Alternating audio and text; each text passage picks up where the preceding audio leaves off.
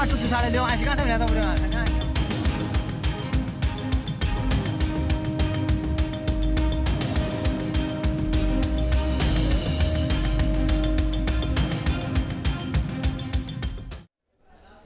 चंद्र ग्रहण के बाद क्यों कांपी धरती। नमस्कार, खबर विशेष में आप सभी का स्वागत और मैं हूं आपके साथ आशिमा त्यागी।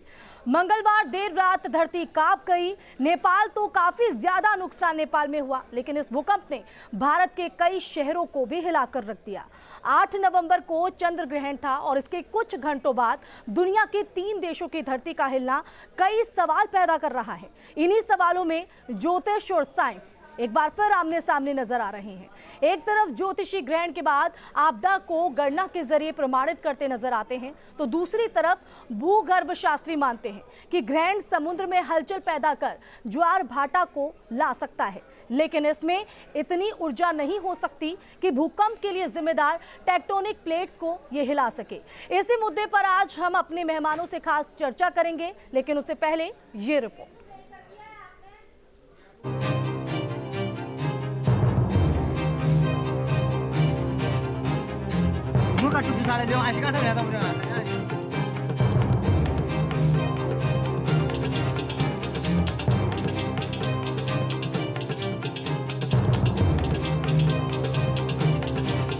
मंगलवार को 2 प्राकृतिक घटनाएं हुई।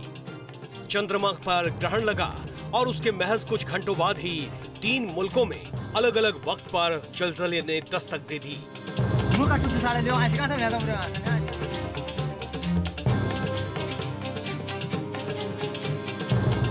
हिंदुस्तान के बाहर नेपाल में भूकंप के केंद्र का असर भारत पर भी पड़ा। यूपी और उत्तराखंड के कई शहरों की धरती डोल गई। मैं घर के बाहर निकल गया, देखे काफी लोग बाहर निकल गए, अगल बगल के लोग बाहर निकल गए। मैंने ये चीज महसूस किया। लगभग 2:30 बज रहा था, मैं पढ़ रही थी और मुझे वाइब्रेशन टाइप का महसूस हुआ। आप लोगों से ज्ञात हुआ कि भूकंप आया था जिसका एपी सेंटर नेपाल में था। रात में जो है करीब 2 बजे के करीब भूकंप के झटके जो है महसूस किए गए। चंद्र ग्रहण के बाद आए भूकंप ने एक बार फिर बहस छेड़ दी है। क्या चंद्र ग्रहण और भूकंप के बीच कोई संबंध है? वैज्ञानिक वैसे तो ग्रहण और जलजले के बीच किसी तरह का संबंध होने से इनकार करते हैं, लेकिन भारतीय विज्ञान में इसका जिक्र है कि ग्रहण और जलजले के बीच संबंध है। वराह मिहिर ने बृहद संहिता में इस तरह का सिद्धांत दिया था कि ग्रहण और प्राकृतिक आपदा में रिश्ता है।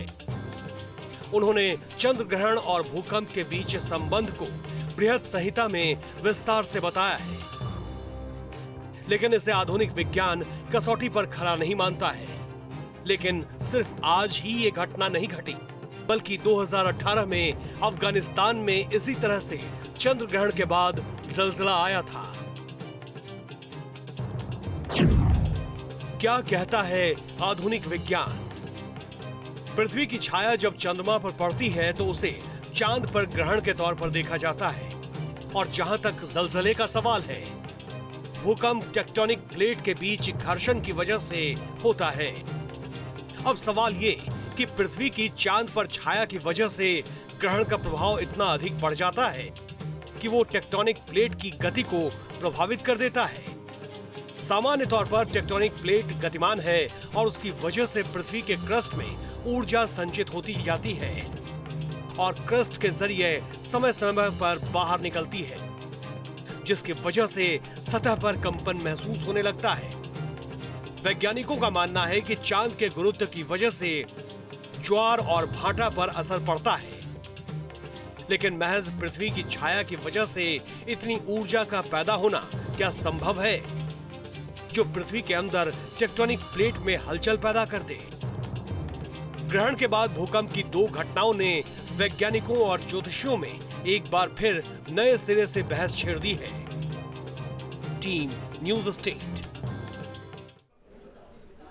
तो क्या चंद्र ग्रहण की वजह से ही ये भूकंप आया है? साइंस का इस बारे में क्या कहना है और साथ ही साथ ज्योतिष आचार्य जो धर्म के मान्यता के मुताबिक आखिर इसके पीछे क्या वजह है, आज इसी पर चर्चा हम करेंगे। और चर्चा में हमारे साथ खास मेहमान हैं डॉक्टर जेपी सिंह, तर्कशास्त्री हमारे बीच होंगे इस चर्चा में। साथ ही साथ डॉक्टर वीके जोशी जो पर्यावरणविद और साथ जियोलॉजिक सर्वे ऑफ इंडिया के पूर्व निदेशक भी हैं।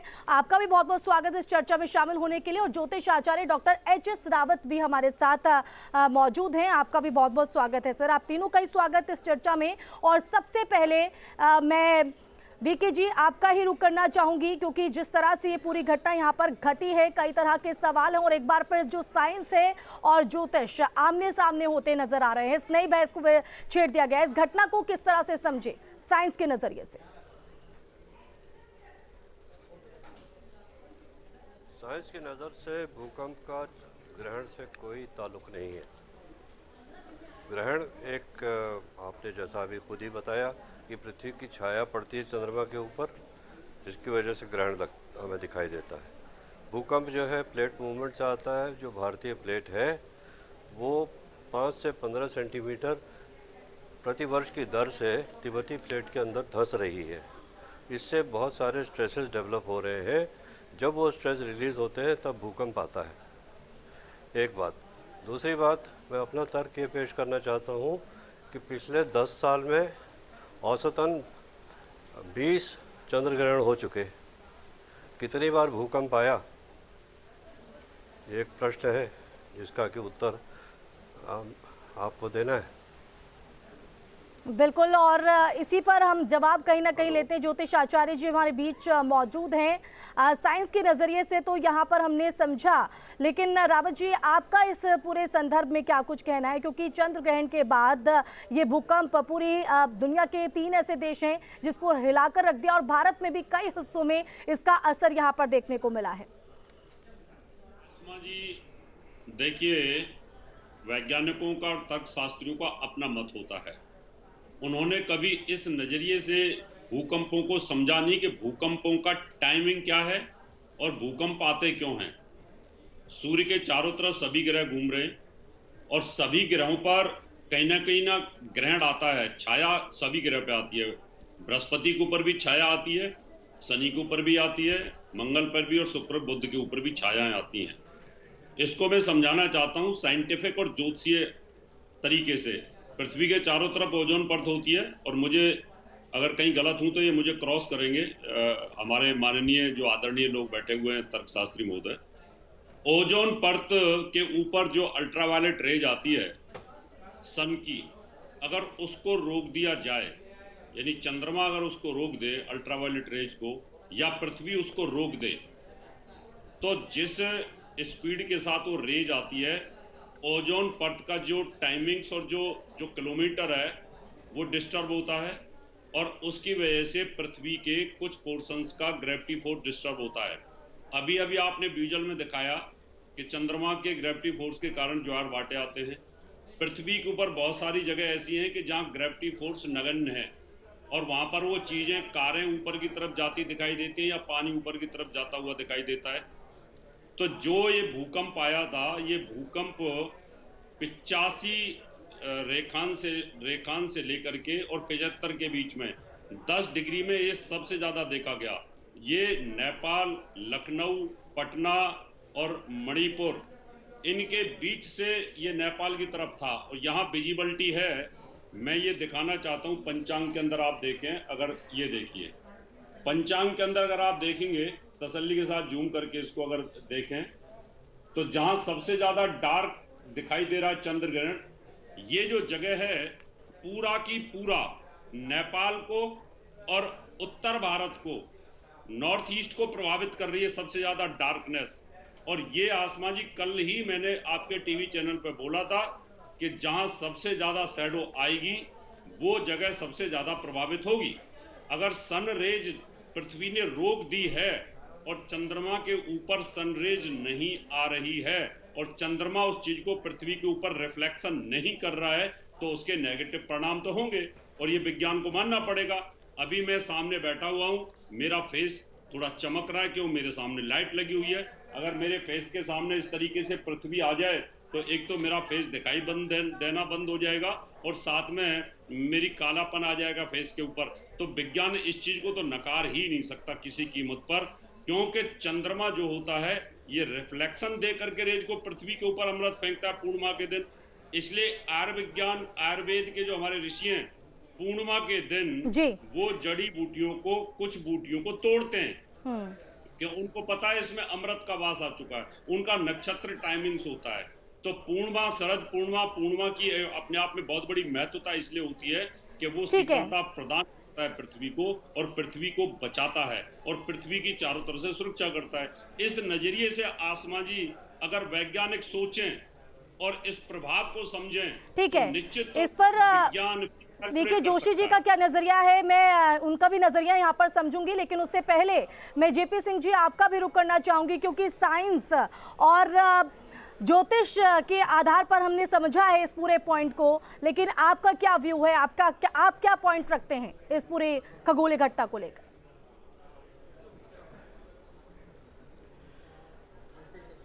देखिए, ज्योतिष को पूरी दुनिया में वे ऑफ टेंडेंसीज माना जाता है। प्रोफेसर बीवी रमन जो बहुत बड़े भारत के ज्योतिषी थे, उन्होंने ज्योतिष की परिभाषा यही दी कि astrology is a science of tendencies. तो टेंडेंसीज का साइंस है। वराह मिहिर ने जरूर जो है इसको अपने में माना है, लेकिन खगोल शास्त्र और ज्योतिष दोनों अलग अलग चीज़ें हैं। हम लोग अक्सर जो है ये मान लेते हैं कि खगोल शास्त्र और ज्योतिष एक ही चीज़ है। खगोल शास्त्र से ये डिसाइड होता है कि किस दिन कौन सी तिथि है, किसका क्या लोप हो रहा है। ज्योतिष ने खगोल शास्त्र को एक प्रकार से यहाँ से हड़प लिया है। खगोल शास्त्र बिल्कुल अलग चीज़ है, ज्योतिष बिल्कुल अलग चीज़ है। जो 2018 का आपने जिक्र किया, उसके बाद जो है दुनिया के में 3 वैज्ञानिकों ने, जिसमें भारत के जो है आपके HP सिंह, आपके जापान के निशिहामा, और जो है वो क्या कहते हैं आर्यभट्ट रिसर्च संस्थान के डायरेक्टर AK पांडे ने दिल्ली में बाकायदे जो है इसकी घोषणा की थी कि इसका जो है मनुष्य के जीवन से, पृथ्वी के इधर उधर होने से कोई संबंध नहीं है। ये खगोलीय घटना है, इसका ज्योतिष से भी कोई संबंध नहीं है और अंधविश्वास से तो बिल्कुल संबंध नहीं है। अब सवाल है कि ज्योतिष में माना जाता है तो ज्योतिषी माने, लेकिन उसको वो खगोल शास्त्र पर जो है अपने को हावी कर लेते हैं। जी रावत जी, आप कुछ कहना? जी हाँ, मैं यही कहना चाहता हूँ, कुछ कह रहे थे। जब तक आप किसी चीज पर रिसर्च नहीं करोगे, जब तक आपको वो चीज बहुत छोटी नजर आती है। अभी आपने कहा कि खगोल को हमने ले लिया है ज्योतिष के अंदर। आपको पता है कि महाभारत के टाइम पर भी पंचांग चलता था। उस टाइम विज्ञान नहीं था। विज्ञान को 200 से 300 वर्ष पहले ही डेवलप हुआ है विज्ञान, और अभी हवाई जहाज तो 150 वर्ष पहले ही डेवलप हुआ है, ठीक है ना। और आपको तो ये पता भी नहीं था कि पृथ्वी गोल है या नहीं है ना। बहुत सारे वैज्ञानिक तो अभी कहते थे कि पृथ्वी गोल है, तो उनको अरेस्ट कर लिया गया, कहते हैं पृथ्वी गोल है। हंसिए मत, मेरी बातों का जवाब देना। मैं आपसे लॉजिकल बात करूंगा कि मैं खुद मैकेनिकल इंजीनियर हूं। लेकिन साइंस के जी रावत जी आएंगे आप जी। तो मुझे आसमा जी, हमने खगोल को नहीं चुराया। खगोल और ज्योतिष एक दूसरे के पार्ट हैं। ग्रहों की मूवमेंट को ज्योतिष में समाया है। अंतरिक्ष का नक्शा हमारे पास ज्योतिष में होता है, कौन सा ग्रह कितनी स्पीड से चल रहा है, उसका मानव जीवन पर क्या प्रभाव है, ये ज्योतिष के अंदर कैलकुलेशन होती है। क्या आज जो हमारे साथ में हमारे दोनों सम्मानीय वैज्ञानिक बैठे हुए हैं, इनकी हम एक एक चीज बता सकते हैं ज्योतिष के माध्यम से, वो ग्रह गति के हिसाब से। हम ये भी बता सकते हैं चश्मा लगा हुआ है, कौन सी आंख का नंबर कमजोर है और कौन सी का ज्यादा है। जब ये प्रेडिक्शन आज मैं कहता हूं, जो बच्चे कल पैदा हुए हैं उनकी डेट ऑफ बर्थ और उनका टाइमिंग नोट कर लो, उनकी हम कुंडली बताते हैं और आप हॉस्पिटल में जाइए, मेडिकल साइंस। रावत जी जो दावा कर रहे हैं कि हम पूरी कुंडली यहाँ पर बता सकते हैं, क्या कहेंगे आप?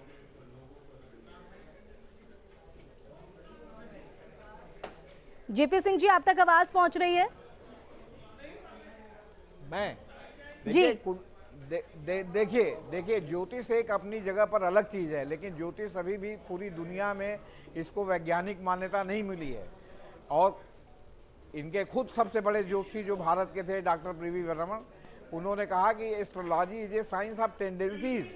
ये नहीं कहा कि नहीं ऐसा है तो ऐसा हो जाएगा। ये लोग इतनी राजनीतिक भविष्यवाणियां करते हैं, कोई तीर तुक्का की तरह लग गई, बाकी 90% भविष्यवाणियां इनकी फेल हो जाती मैं कह रहा हूं ना, ये अब आप पिछले सुनो जन्म ना, के बारे बीबी में बहुत रमन चीज साहब ने बता जो बोल सकते दिया, हैं। अगला जो आने वाला है सब टोटल फेलियर हो जाता है। सुनिए, मैं बता रहा हूँ ना, बीबी रमन साहब ने क्या बोला वो उनकी ठीक है। सोच हो सकती है, लेकिन मैं तो आपके सामने प्रूव कर रहा हूँ कि आप जो वीके कल जोशी बच्चे जी की पैदा तरफ हुए, रुख कर लेते हैं, वो भी चर्चा में उनका भी एक का पॉइंट यहाँ पर समझना बेहद जरूरी है, क्योंकि हम साइंस और ज्योतिष तीनों के आधार पर समझने की कोशिश यहाँ पर कर रहे हैं। वीके जोशी जी, मैं आपका एक बार फिर से रुख करना चाहूंगी। रावत जी को आपने सुना होगा, सीधे तौर पर उनका ये कहना है कि ग्रहण के बाद जो उसका असर है जल और समुद्र पर देखने को मिलता है, जिसके चलते जो है तूफान या बाढ़ जैसी ऐसी आपदाएं जो हैं वो यहाँ पर देखने को मिल सकती है। लेकिन ज्वार भाटा तो यहाँ पर लाया जा सकता है, जैसा कि आपने शुरुआत में भी कहा, लेकिन इतनी ऊर्जा या इतनी क्षमता यहाँ पर नहीं कि किसी टेक्टोनिक प्लेट्स को वो हिला सके। आप क्या कहेंगे इस बारे में? देखिए, टेक्टोनिक प्लेट जो है वो सितारों के मूवमेंट से या चंद्रमा की वजह से नहीं मूव कर रही हैं। वो मूव कर रही हैं क्योंकि पृथ्वी के गर्भ में बहुत गर्मी है, मोल्टन लावा है। उस गर्मी से जो प्लेट है, यानी कि जो हमारी मैग्नेटिक प्लेट्स हैं, वो मूव करती हैं। जब आप कोई बर्तन में पानी उबालें और उसमें लकड़ी के टुकड़े रख दें, तो वो पानी के उबलने के साथ साथ लकड़ी के टुकड़े इधर से उधर मूव करेंगे। वैसे ही हमारी ये पृथ्वी की जो प्लेट है मूव करती हैं। तो इसलिए मैं इस बात से सहमत नहीं हूँ कि ग्रहों की दशा की वजह से ऐसा होता है। बिल्कुल वीके जी, लेकिन यहाँ पर जिस तरह से हमने देखा कि ज्वार भाटा जब यहाँ पर ला सकता है, इतनी ऊंचा है, तो क्या टेक्टोनिक प्लेट्स को ये प्रभावित नहीं कर सकता है आकर्षण? ज्वार भाटा एक बिल्कुल अलग चीज़ है। वो पानी गुरुत्वाकर्षण के कारण पानी ऊपर को खींचता है, चंद्रमा के गुरुत्वाकर्षण के कारण खींचता है पानी ऊपर की ओर को। वो बिल्कुल अलग फिनोमेना है, उसका इससे कोई लेना देना नहीं है जी। पृथ्वी की प्लेट जो है वो पानी नहीं है, वो बहुत सॉलिड है। और आप एक बात और सोच लीजिए कि करीब करीब 700 मीटर, 600 से 7 मीटर तो एल्यूवियम है, उसके नीचे पृथ्वी की प्लेट है। तो वो ऐसी चीज़ नहीं है कि वो चंद्रमा से खींच के ऊपर चलिए इधर से उधर हो जाएगी जी। इस पर कोई मैं आर्गुमेंट नहीं करना चाहूँगा, क्योंकि ज्योतिष है उनकी। आसमान जी दोनों विद्वान हैं, दोनों सम्माननीय हैं।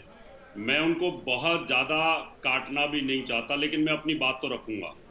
अभी आपने कहा कि समुद्र जिसमें 75% पानी है, इतना बड़ा पानी है, उसको मून की ग्रेविटी खींच के ले जाती है, और अगर वहां ग्रेविटी डिस्टर्ब होगी तो पृथ्वी के अगर केंद्र तक ग्रेविटी का नेगेटिव प्रभाव आएगा तो क्या प्लेटें नहीं खिसकेंगी? क्योंकि ये सारा की सारा संचार तो सूर्य की किरणों से ही चल रहा है। मैं क्षमा चाहता हूं, अभी एक मिनट, सूर्य की किरण अगर ना आए तो क्या हम और आप जी सकते हैं? क्या बिल्कुल नहीं जी सकते। अभी खत्म हो जाएंगे, सब लोग यहीं बैठे बैठे खत्म हो जाएंगे, क्योंकि सूर्य की किरणों से ही तो ये जीवन संचालित है। सूर्य की किरणों से ये मूवमेंट है। सूर्य अगर घूम रहा है अपनी एक्सिस पे, सूर्य अगर रोशनी दे रहा है तो ही जाकर के ग्रह मूव कर रहे हैं। अगर सूर्य एक जगह खड़ा हो जाए, रोशनी बंद कर दे, सारे प्लेनेट वहीं खत्म हो जाएंगे, टेम्परेचर वहीं खत्म हो जाएगा। और हमारे वेद में लिखा है यत पिंडे तत् ब्रह्मांडे, यानी पूरा की पूरा ये ब्रह्मांड एक बर्फ का गोला बन जाएगा टेम्परेचर डाउन होते ही। तो जब टेम्परेचर अगर डाउन होता है तो प्लेटें क्यों नहीं खिसकेंगी, क्यों नहीं पृथ्वी पर हलचल मचेगी? ये आपको शोध करने की आवश्यकता है। मैं अपनी बात रख रहा हूं, मैं आपकी बात काट नहीं रहा हूं। आप इस नजरिए से सोच करिए, शोध करिए, रिसर्च करिए, तो आपको ज्योतिष की कैलकुलेशनों का अंदाज आ जाएगा। जैसे कि मैंने अभी इस पंचांग में दिखाया था आपको कि यहां पर अगर आप देखेंगे तो ये आप देखिए कि काला सबसे ज्यादा, जहां जहां कालापन दिख रहा है, ये कालापन जो है, इधर दिखाता हूं थोड़ा सा इसको, ये देखिए, ये जहां जहां डार्कनेस है ये पूरा यूपी है और नॉर्थ ईस्ट है, और ये नेपाल की लॉन्गिट्यूड लैटिट्यूड ऊपर आ रहा है। और ये इसी को देख के हमने भविष्यवाणी करी थी कि नॉर्थ ईस्ट और नेपाल की तरफ दुर्घटनाएं होने के ज्यादा योग बनेंगे। आप इसको डिनाई नहीं कर सकते ना, आप इसको झूठ नहीं बोल सकते हमारी बातों को, कि जो हम कल प्रेडिक्शन कर चुके हैं और वो आज घटना घटित हो रही है, तो इसका मतलब कोई ना कोई तो रहस्य हमारे पास भी होगा, ज्ञान कहीं ना कहीं। हमारे ऋषियों का विज्ञान है, कोई हमारा विज्ञान तो है नहीं जोशी जी। इसलिए इस तरीके से आपको सोचने की आवश्यकता है। लेकिन बिल्कुल वीके जोशी जी, आपने रावत जी को सुना होगा, उन्होंने अपना एक पॉइंट यहाँ पर रखा है। इस पॉइंट पर आपका क्या कहना है? और साथ ही साथ ये जो पूरी हलचल हमने यहाँ पर देखी है, इस पूरी प्रक्रिया को अगर देखें साइंस के नजरिए से, तो क्या ये एक सामान्य घटना है या फिर इसके पीछे कोई और वजह? ये सामान्य अर्थक्वेक है जो कि प्लेट मूवमेंट से हुआ है। वैसे मैं इस पर अधिक तर्क नहीं करना चाहूँगा, क्योंकि आर्गुमेंट करने से कोई नतीजे पर हम नहीं पहुँचेंगे। जो रावत जी की बात है वो अपनी जगह पर ठीक होगी, मैं उसको काट नहीं रहा हूँ, और जैसे वो मेरी बात को नहीं काट रहे हैं, मैं भी अपनी जगह पर ठीक हूँ जी। बहरहाल ये है कि अर्थक्वेक जब आया है तो सोचना ये चाहिए आपको, टेलीविज़न के माध्यम से लोगों को ये समझाना चाहिए कि अर्थक्वेक आने की अवस्था में क्या करें और क्या न करें जी। तो विकी जी, बात आशा आपको समझ में आई होगी। जी जोशी जी, हम चाहेंगे कि आप बताइए दर्शकों को, अगर ऐसी सिचुएशन में होते हैं, क्योंकि हमने देखा कि मिडनाइट में जिस तरह से ये पूरी हलचल हुई, ऐसे में लोग दहशत में आ गए थे, तो जाहिर तौर पर एक बहुत वैलिड पॉइंट आपने उठाया कि पता होना चाहिए कि ऐसी सिचुएशन में क्या किया जा सकता है। हम चाहेंगे कि आप वो पॉइंट्स बताएं। देखिए, पहली बात तो ये है कि अगर आप घर से नीचे जा सकते हैं, ऊपर की मंजिल में आप हैं, और ऊपर की मंजिल से आप समय रहते सीढ़ी के ज़रिए नीचे जा सकते हैं, तो उससे अच्छी तो और कोई उपाय नहीं है। लेकिन अगर ऐसा संभव नहीं है तो सीढ़ी जो है, मल्टी स्टोरेड बिल्डिंग्स में ख़ास तौर से सीढ़ी सबसे सेफ जगह होती है, इसलिए सीढ़ी पर चुपचाप से बैठ जाए। अगर वो भी मौका नहीं है, सीढ़ी तक जाने का भी टाइम नहीं है, तो आपका जो बेड लगा हुआ है उसके किनारे बिल्कुल चिपक के बेड से लेट जाए। इससे क्या होगा कि आपके बेड और फर्श और आपकी छत के बीच में एक तरह का त्रिकोण बनेगा, तो ऊपर से अगर कुछ गिरेगा भी तो उम्मीद पूरी ये होती है कि वो बेड और ज़मीन के बीच में रुक जाएगा और आप उसके बीच में रह जाएंगे जी। तो इस तरह से भूकंप की अवस्था में घबराए नहीं, परेशान ना हो, क्योंकि एकदम से जब हिलने लगता है तो उस समय परेशानी होती है। दूसरी बात यह है कि हम जहाँ उत्तर प्रदेश के मैदानी क्षेत्र में रहते हैं, यहाँ बहुत मतलब खतरा कम है, और बिल्कुल जो पॉइंट्स वीके जी आपने बताए हैं ये दर्शकों को जरूर समझ में आए होंगे। तो ऐसी स्थिति में पैनिक नहीं होना है। जो पॉइंट्स यहाँ पर वीके जोशी जी ने बताए हैं बस उनको ध्यान में रखना है ताकि आप उस स्थिति से निपट सके, दहशत में यहाँ पर ना आए। आप तीनों का ही बहुत शुक्रिया इस चर्चा में शामिल होने के लिए। तो साइंस और ज्योतिष और तर्कशास्त्र के नजरिए से हमने यहाँ पर समझा कि पूरी घटना यहाँ पर क्या है, लेकिन इस घटना से एक बात समझ में आती है कि मानव जीवन पर संकट जरूर मंडरा रहा है, लेकिन जब इस तरह की स्थिति आए तो उसमें पैनिक नहीं बल्कि उसका सामना करना है। इसी के साथ खबर विशेष में फिलहाल के लिए बस इतना ही। आप देखते रहिए न्यूज़ स्टेट।